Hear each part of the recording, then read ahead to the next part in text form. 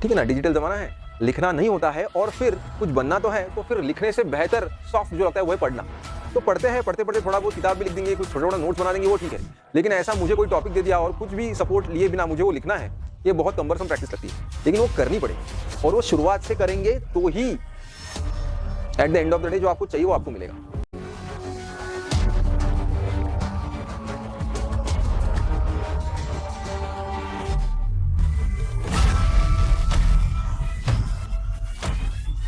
Hello students, welcome to एबीकेएस।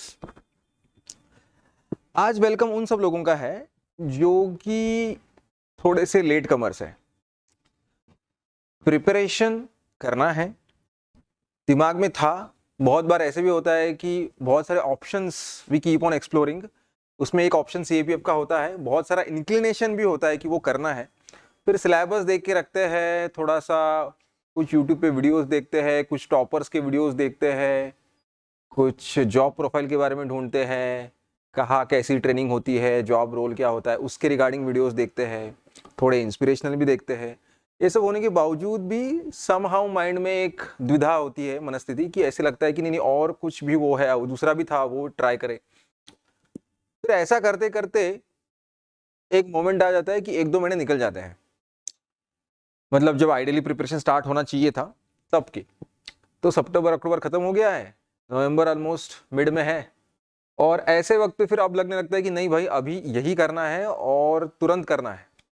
लेकिन फिर एक ख्याल भी आता है कि लेट तो नहीं हो गया, अभी जो बच्चों ने ऑलरेडी 2 महीने पहले प्रिपरेशन शुरू कर दिया है, या कुछ बैचेस के बारे में सुना था, कुछ क्लास लगाना था या ज्वाइन करना था, तो वो तो शुरू हो गए होंगे, तो अब क्या होगा। तो फिर ये दिमाग में आना कि अरे यार अब तो ऑलरेडी मैं यहाँ से पीछे छूट गया हूँ, तो करूँ या ना करूँ। तो उसका जवाब जो है वो ये है कि बॉस हम लोग ना वो 6 महीने वाला एक वीडियो बनाते हैं जनवरी या फरवरी में, है ना। तो उसमें हम बोलते हैं कि भाई यहां से पॉसिबल है, मतलब इसके बाद ना नॉट पॉसिबल। और 6 महीने वाला भी एकदम रिगरस प्लान होता है, एकदम रिगरस, मतलब नो चॉइस। कोई मुझे आके ये बोलेगा सर मैं तो जॉब करता हूं, तो मैं बोलूंगा भाई सॉरी, मतलब इसके पहले से प्रिपरेशन कर रहा हूं तो शायद, लेकिन अगर फर्स्ट टाइम और जॉब कर रहा हूं और करना है और 6 महीने में, सॉरी। लेकिन अभी तो 2 महीने में ऐसा क्या अलग हो जाएगा, मतलब थोड़ा सा स्पेस मिलता है जो कि पॉसिबल है। तो आपको करना अलग से कुछ नहीं है, जो आपको करना है ना, सीएपीएफ के प्रिपरेशन में जो आपको करना है, तो सबसे पहले तो आपको ये करना है कि पहले फिर एक बार ठीक से अगर करना है, डिसाइड हो गया है ना, तो अब जॉब प्रोफाइल कैसी है, ट्रेनिंग कैसे होती है, वहां के फोटोज वीडियोस देखना बंद करो। अभी वो वीडियोस देखो जिसमें से आपको ये पता चलेगा कि भाई अच्छा सिलेबस कैसा है, अच्छा टॉपर ने किस तरह से प्रिपरेशन किया था, है ना। फिर सिलेबस है, फिर पीवाईक्यूज है, ये 2 चीजों को सबसे पहले उठाना है। और मेरा रिकमेंडेशन ये होता है कि सबसे पहले इन चीजों की प्रिंट आउट निकालो, ठीक है ना। Print out is very important, whatever you really want to prepare that should be in your hand. हाँ, और तीसरी चीज, अगर सिलेबस एक बार पता चल गया तो वो सिलेबस कहां से पढ़ना है, तो उसकी जो रिसोर्सेस है ना, इन 3 चीजों के ऊपर काम करना पड़ेगा। तो ये जो 3 चीजें हैं ये एक दूसरे से लिंक्ड भी है, और आपको ये बेसिकली फॉर एग्जांपल पीवाईक्यूज आप पढ़ रहे हो, लेकिन आपको वो कहाँ क्वेश्चन आया है, तो उसके लिए यू नीड रिसोर्सेस, राइट। तो ये तीनों चीजें जो है ये साथ में लेकर आप अभी भी अच्छे से प्रिपरेशन शुरू कर सकते हैं, सेल्फ भी, ठीक है। तो सारी चीजें फिर वैसी की वैसी है। अभी मैं आपको एक चीज रिकमेंड करता हूं, आपको नीचे ना एक लिंक दिया जाएगा जिसमें ना जो मैंने 1 ईयर स्ट्रेटेजी वाला वीडियो बनाया था वो एक बार आप देख लेना। थोड़ा बड़ा होगा, 30 मिनट्स का, हाफ एन आवर का मे बी, लेकिन फिर उसमें ना हर चीज डिटेल में दी है जो कि इस वीडियो में नहीं है। बार बार वो चीज क्या रिपीट करना है, तो वो आपको वहां दी गई है कि भाई सिलेबस में क्या क्या है, और बुक्स कौन कौन से रेफर करनी है, और वेटेज क्या है हर एक सब्जेक्ट का, वो सारी चीजें उसमें दी गई है। और भी कुछ चीजें हैं जो कि बहुत बढ़िया वीडियो बना है, तो आप उसको देख सकते हैं। तो उससे उसको देख के आपको, और क्या है, वो वीडियो अभी भी आपके लिए अप्लीकेबल है वैसे का वैसा।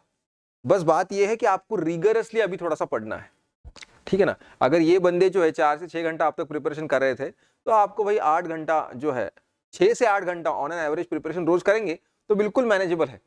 ये नहीं सोचना है कि अरे यार सर अभी ये लोग आगे बढ़ गए हैं, बिल्कुल आप हिस्ट्री बेसिकली कुछ सब्जेक्ट्स का नाम मैं यहाँ भी लिख देता हूँ, मतलब ज्योग्राफी, पॉलिटी, है ना, ज्योग्राफी में फिर एनवायरनमेंट भी आता है, हाँ, इकोनॉमी के बारे में भी अभी पूछने लग गए हैं, करंट अफेयर्स है, फिर मैथ्स है, मैथ्स इन द सेंस उसमें सब कुछ आता है, मैं उसको ओवरऑल मैथ्स लिख रहा हूँ, ठीक है, उसमें एप्टीट्यूड भी आता है, रीजनिंग भी आता है, एवरीथिंग, ठीक है।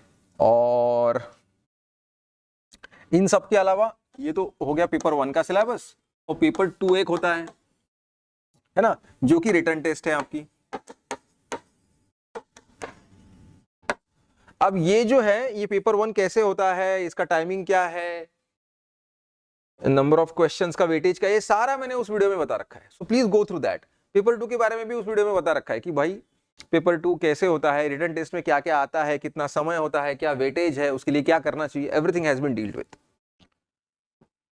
तो इस वीडियो में अलग से क्या बता रहा हूं, अलग से कुछ नहीं बताना है। कभी कभी ऐसा होता है इंपॉर्टेंट चीजें फिर से बताने की जरूरत होती है ना, क्योंकि वो बहुत इंपॉर्टेंट होती है, और we are that kind of people that we need repeated advice, repeated instructions, है ना। तो सबसे पहला इंस्ट्रक्शन तो ये है कि पेपर 1 और पेपर 2 का बैलेंस अभी से बना के रखना है। ये क्यों बता रहा हूं, देखिए, अगर मेरे दिमाग में ये ख्याल है कि थोड़ा पीछे रह गया हो, आदमी ना हमेशा प्रिपरेशन को इस दृष्टिकोण से देखता है कि प्रिपरेशन मतलब पेपर 1 का प्रिपरेशन, तो वो क्या करता है, चलो अभी थोड़ा सा पीछे रह गया हूं, लेकिन फिर मुझे जल्दी से पकड़ना है, जल्दी से खत्म करना है, तो आदमी टूट पड़ता है किताबों पे, फिर वो हिस्ट्री उठाएगा, फिर हिस्ट्री की किताबें उठाएगा, फिर वो एनसीईआरटी होगी, स्पेक्ट्रम होगा, या जो कुछ होगा, फिर same with other subjects, and he keeps on reading and may be making notes. फिर उसको ये भी होता है कि नोट्स बनाओ कि नहीं, टाइम कितना है, फिर पता नहीं ये सब, फिर वही सारे ट्रैप में वो चला जाता है, जो कि ऑब्वियस है कि मुझे फिर मैंने ये पढ़ा लेकिन वो याद आ रहा है क्या, फिर रिवीजन भी तो करना है, फिर यहाँ तक सिलेबस खत्म होना चाहिए, और इन सब चक्कर में सबसे इंपॉर्टेंट बात ये हो जाती है कि वो इसको भूल ही जाता है, पेपर 2 को कंप्लीटली वो भूल जाता है। अब पेपर 2 को अगर मैं अभी से उसकी तरफ ध्यान नहीं दूंगा, ऑलरेडी पेपर 2 एक बोरिंग चीज लगती है बच्चों को, क्योंकि उसमें एक चीज ये है कि हम उस जमाने में हैं अभी फिलहाल कि it is very rare that we write things. अभी आपका जो एकेडमिक्स था ग्रेजुएशन का, उसमें आपने कैसे जैसे एग्जाम लिख दिए, लेकिन नॉर्मली लिखना जो है हमारे डेली रूटीन का हिस्सा होता नहीं है, और हम बहुत पक जाते हैं उससे, ठीक है ना। डिजिटल जमाना है, लिखना नहीं होता है, और फिर कुछ बनना तो है, तो फिर लिखने से बेहतर सॉफ्ट जो लगता है वो है पढ़ना। तो पढ़ते हैं, पढ़ते पढ़ते थोड़ा बहुत किताब भी लिख देंगे, कुछ थोड़ा थोड़ा नोट्स बना देंगे, वो ठीक है, लेकिन ऐसा मुझे कोई टॉपिक दे दिया और कुछ भी सपोर्ट लिए बिना मुझे वो लिखना है, ये बहुत कम्बरसम प्रैक्टिस लगती है, लेकिन वो करनी पड़ेगी, और वो शुरुआत से करेंगे तो ही at the end of the day जो आपको चाहिए वो आपको मिलेगा। आप अगर पेपर 2 को बाद में के लिए रखेंगे, पोस्टपोन करेंगे, प्रोक्रेस्टिनेट करेंगे, तो it will be a disaster. यही बात इंपॉर्टेंट है जो अभी बतानी है। और ये ऐसा क्यों होगा आप लोगों के साथ जो अभी से प्रिपरेशन कर रहे हैं, क्योंकि ये जो लगता है कि लेट हो गया है, तो लेट हो गया है, तो जो आगे बढ़ गए हैं उनको पकड़ना है, तो क्या करूंगा, तो प्रिपरेशन मतलब पेपर 1, तो बस पेपर 1 में ही लगे रहते हैं। आपको नंबर ऑफ आवर्स बढ़ाने पड़ेंगे, लेकिन उन नंबर ऑफ आवर्स में पेपर 2 को भी उतना ही इक्वल वेटेज देना जरूरी है, ठीक है। अब इन सब में और एक चीज मैं बताता हूं, इफ यू रियली थिंक कि now this is telling about like us, okay, so if you think ki okay I really want to do it and I don't think that alone I'll be able to do it, so we are there for you. प्रयास 2 एक online paper 2 की batch, specially paper 2 एवीकेएस में paper 1 paper 2 दोनों आपको मिलेंगे, लेकिन अगर आपको लगता है कि paper 1 I can manage, paper 2 is something I really concerned about, और मुझे करना तो है लेकिन अकेले वो पुश में दे पाऊंगा कि नहीं, जो कि नॉर्मली नहीं होता है, because when it comes to writing we need someone to push you. तो मैं खुद ऑनलाइन बैच में पढ़ाता हूँ। Apart from me there are 2 other faculties जो आपको पढ़ाएंगे, एक फैकल्टी स्पेशली फॉर ग्रामर है and 1 more faculty is there. So मेरे लाइव ऑनलाइन सेशंस होते हैं, और उसमें हम लोग ना पेपर 2 को अत से लेकर इति तक सारा देखते हैं, ठीक है, इतना ही हम उसमें बैठ के प्रैक्टिस भी करते हैं।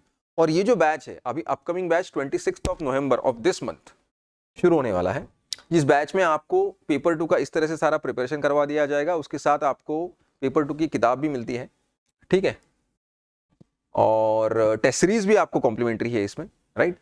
तो ये सारी चीजें जो है वो आपको मिलती हैं and it will really help you to make a better preparation when you are engulfed in the preparation of paper 1, attending the classes and whatever is provided on the platform, right।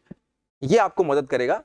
बहुत बार ऐसे होता है, for example मैं Hindi medium से belong करता हूँ और मुझे ऐसे लगता है कि बॉस ये तो पेपर 2 का अगर आप देखोगे फॉर्मेट जो है, तो पेपर 2 के फॉर्मेट में ऐसा है कि उसमें ऐसे जो है 4 ऐसे लिखने हैं और वो आपको हिंदी में लिखने की सुविधा है, लेकिन उसके बाद के जो सारे क्वेश्चंस है जिसमें 2 आर्ग्यूमेंट है,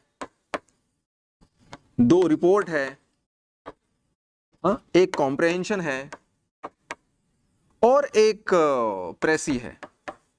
कॉम्प्रहेंशन के बेस पे कुछ क्वेश्चंस का जवाब देना है और ये सारा का सारा हिस्सा जो है वो अंग्रेजी में लिखना है भाई साहब। तो ऐसे वक्त पे कहीं ना कहीं कुछ इंफीरियरिटी कॉम्प्लेक्स खड़ा हो जाता है। So for that we need practice, we need approach कि किस तरह से उसको खड़ा किया जाए। So there are good ways with which we can deal with it and here at AVKS we do that. So if you think then you can join it, ठीक है। अब सबसे इंपॉर्टेंट बात यह है जो मैं फिर एक बार बता रहा था कि you need to keep balance of paper 1 and paper 2, और वो जो बैलेंस है वो रखने का एक बहुत ही सुंदर तरीका यह है कि आप जो कुछ यहां पढ़ रहे हो, हिस्ट्री में पढ़ रहे हो, पॉलिटी में पढ़ रहे हो, ठीक है, करंट अफेयर्स में पढ़ रहे हो फॉर एग्जांपल, वो सारा जो है वो ही आपको पेपर 2 के एसे या आर्ग्यूमेंट में इस्तेमाल करना है, जो कि मैक्सिमम पोर्शन कवर करता है पेपर 2 के मार्क्स का। और इसीलिए जब भी मैं इन चीजों को पढ़ रहा हूं इस दृष्टिकोण से पढ़ना, अच्छा तो ये चीज में अगर इस टाइप का कोई ऐसे आता है तो इसमें इस्तेमाल कर सकूंगा, अरे ये तो बहुत अच्छा आर्ग्यूमेंट है, पकड़ लो, इसके रिगार्डिंग कुछ आता है तो ये आर्टिकल जो है जो कॉन्स्टिट्यूशन में दिया गया है उसको मैं इस्तेमाल कर सकूंगा मेरे आर्ग्यूमेंट में, इससे आर्ग्यूमेंट का वेटेज बढ़ जाएगा।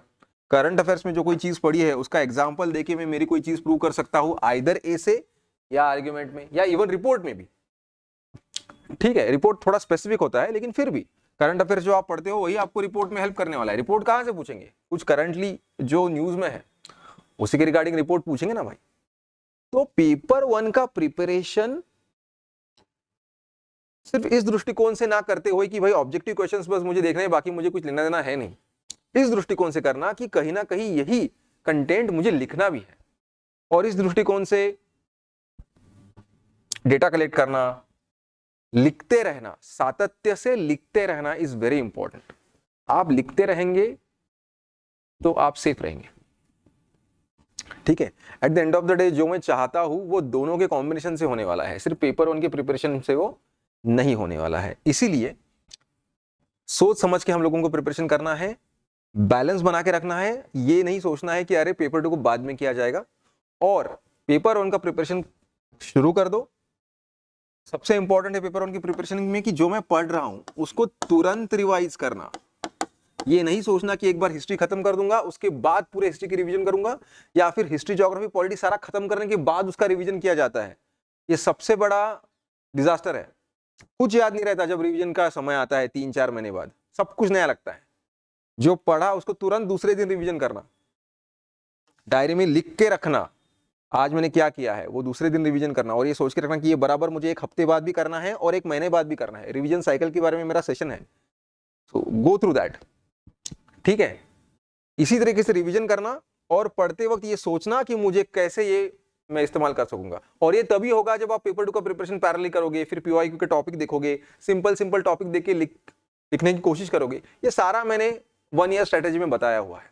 सो go through that once again and try to keep the balance and help yourself in the preparation, ठीक है। आज के लिए इतना ही। कुछ डाउट्स है, कुछ इश्यूज है जो आपको लगता है कि कंसर्न है, so let us know in the comment box, ठीक है। विल डेफिनेटली आंसर दैट, ठीक है। और जारी रखिए प्रिपरेशन को, ठीक है। All the very best.